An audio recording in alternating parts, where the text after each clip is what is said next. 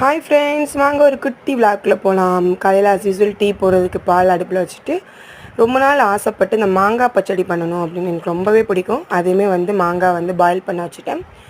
So டீயுமே போட்டுட்டு இந்த மேங்கோவில் jaggery, அதாவது வெள்ளைக்கட்டி, சீனி எல்லாமே ஆட் பண்ணி நல்லா நம்ம இந்த மாதிரி மசிச்சு எடுத்துக்கிறணும். ரொம்பவே டேஸ்ட்டாக இருக்கும். யாருக்கெல்லாம் மாங்காய் பச்சடி பிடிக்கும் அப்படின்னு சொல்லிட்டு கமெண்ட்டில் சொல்லுங்கள்.